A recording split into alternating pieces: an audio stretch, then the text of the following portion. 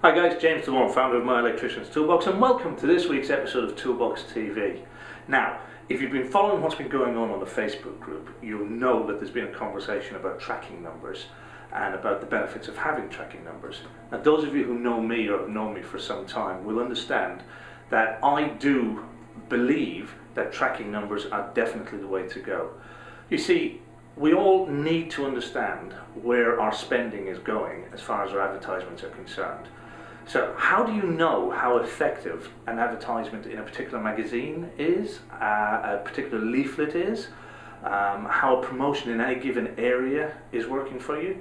You don't know unless you track the calls. Now, traditional methods of tracking would have been to simply ask the person on the end of the phone when they call, where did you get this details from? Where did you find my information from? How did you hear about me?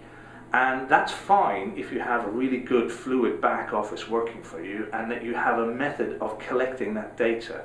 You need somebody there to take the call, somebody to respond to the various questions, and then to at the same time think about tracking where the call actually came from.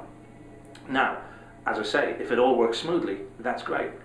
But let's face it, how does it normally work for us? Well, if you're sort of a lone tradesman, if you're a sole trader working out on your own, quite often you are your back office. So when your phone rings, 9 times out of 10 I'm going to bet you're up a ladder, or you're climbing around in the back of a van, or you're in somebody's loft, and you take as much detail as you can, jot it down in your notebook, and then perhaps call the person back later and deal with the job. You don't often get the opportunity to ask them, where did you hear from?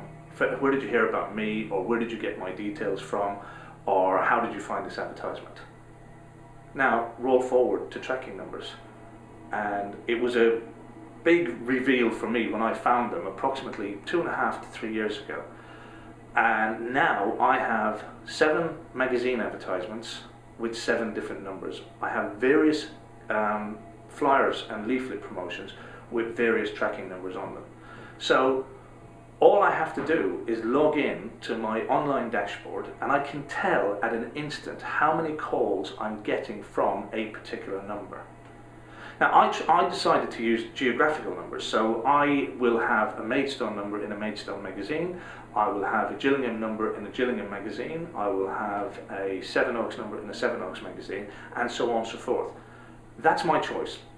Now, I know some people are uncomfortable with that because they seem to think that if you're based in, say, Chatham, you should just have a Chatham number.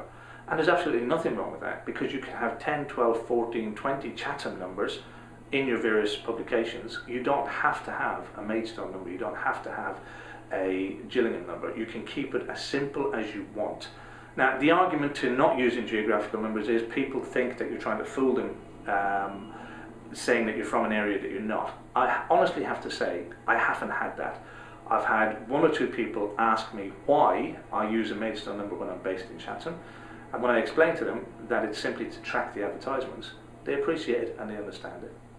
But the bottom line is, coming back on track, the bottom line is that you can log into the dashboard, you can tell what promotions are working for you and what advertisements aren't working for you. And these tracking numbers are so cheap to run. I think all told, and I should look at it again, but I think all told I'm paying about £28 a month for my tracking numbers. Now, if that saves me running an advertisement because it's ineffectual, then it's going to save me month after month after month, probably £50 to £100 depending on the advertisement or the promotion that I'm running. Some of my magazines I advertise in, they're £50 a month. Other magazines that I advertise in, they're over £120 a month. So to know whether that advertisement is working for me or not is definitely a bonus for me, and it saves the money that I spend on the actual tracking numbers itself. I'm not affiliated to any tracking number company, so I'm not going to promote any one. You all know that I use city numbers, but there are a number of different organisations out there. In fact, there's probably organisations out there that are cheaper than city numbers. So have a look around. If you think that you can put tracking numbers to use in your business, then by all means do it. But it's going to be 1000% better than just asking a customer, so that you understand where your where your business is coming from and which advertisements are actually working properly for you.